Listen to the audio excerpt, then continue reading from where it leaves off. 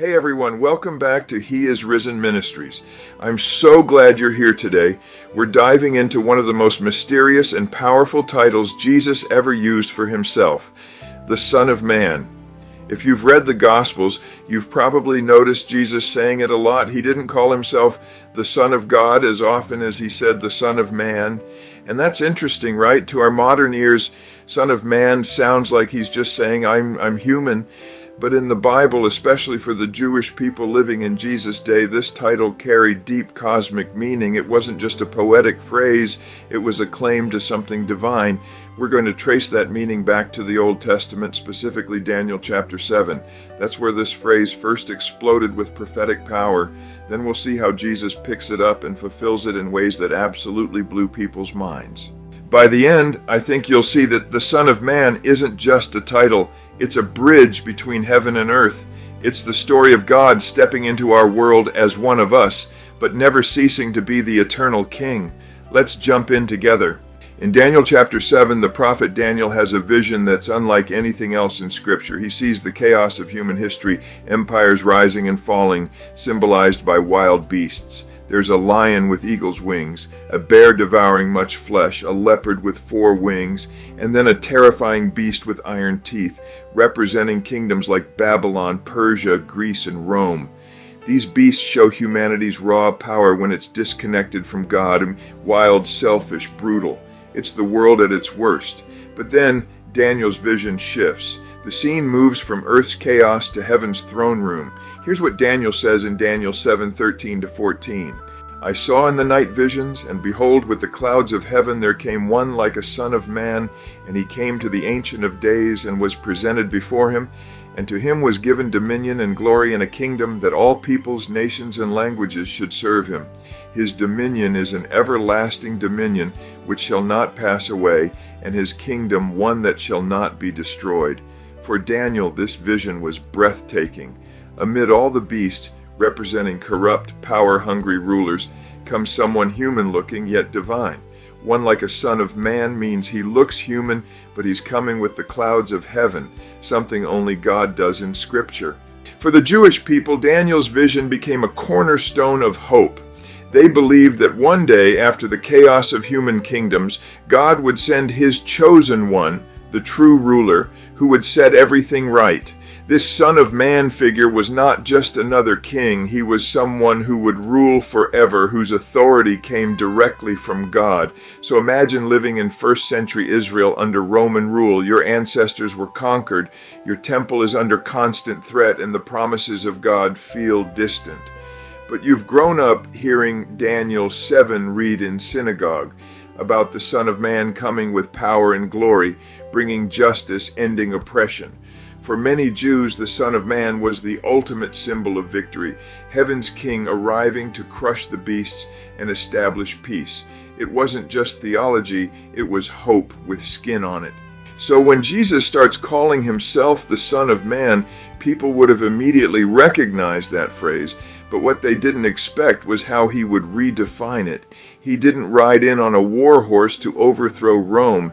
He came in humility, born in a manger, walking dusty roads, healing the sick, touching the outcast, forgiving sins. That didn't look like the Son of Man Daniel saw, at least not yet. Let's pause for a second and think about what Jesus was doing. When he called himself the Son of Man, he was saying, I'm the one Daniel saw, the one coming with the clouds, the one who will rule forever.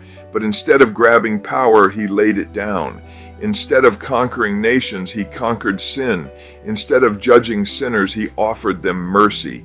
That's like the CEO of $1 billion company showing up to clean the office bathrooms. Everyone's thinking, wait, what are you doing down here? But he's saying, this is who I am, a servant first. Jesus flipped the expectations. He showed that real authority doesn't come from force, but from love. In Matthew 8:20, Jesus says, foxes have holes, and birds of the air have nests, but the Son of Man has nowhere to lay his head. He was the heavenly king, but he had no home on earth. In Matthew 9:6, he says, but that you may know that the Son of Man has authority on earth to forgive sins. That was huge. Only God could forgive sins. So every time Jesus said Son of Man, he was pulling back the curtain just a little, revealing his divine identity under his humanity. Matthew, more than any other gospel writer, loves showing how Jesus fulfills Old Testament prophecy. He's constantly saying things like, this was to fulfill what was spoken by the prophet. So when Matthew records Jesus calling himself the Son of Man, he's doing more than just giving us a nickname. He's connecting dots for Jewish readers who knew Daniel 7 by heart. In Matthew 16:13-17, Jesus asks his disciples, who do people say that the Son of Man is? Some say John the Baptist, others Elijah or Jeremiah or one of the prophets. Then he asks, but who do you say that I am? Peter replies, you are the Christ, the Son of the living God. Jesus doesn't correct him, he affirms it. And the Son of Man and the Son of God are not opposites. They're two sides of the same reality. Later in Matthew 24:30, Jesus says, then will appear in heaven the sign of the Son of Man.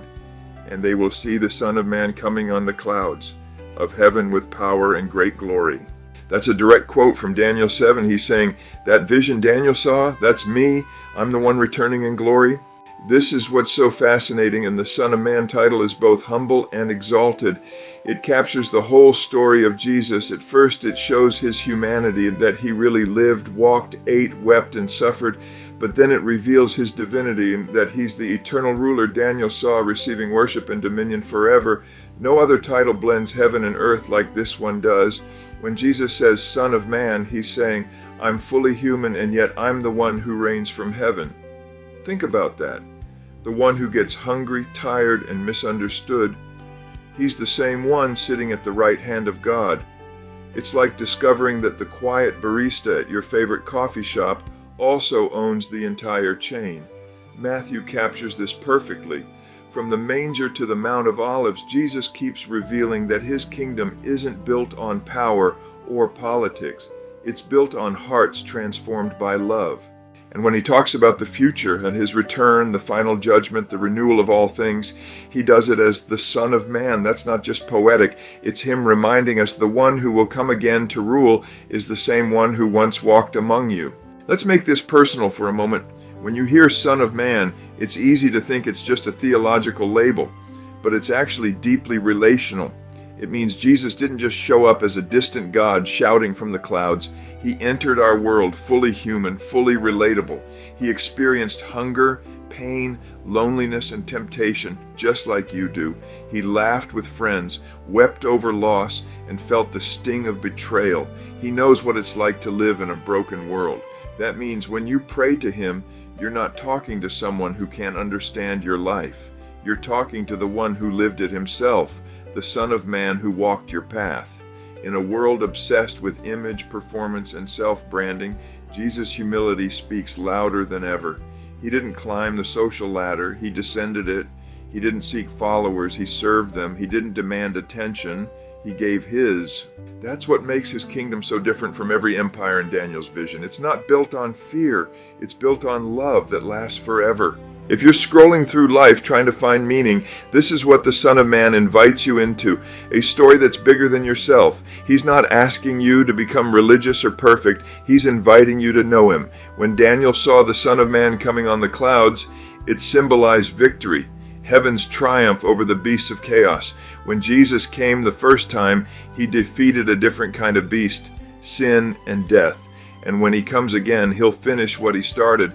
So when life feels like it's falling apart, when the world seems ruled by cruelty and confusion, remember Daniel's vision. The beasts don't get the last word. The Son of Man does. Every time you see injustice, every time you feel hopeless, you can whisper, the Son of Man is coming.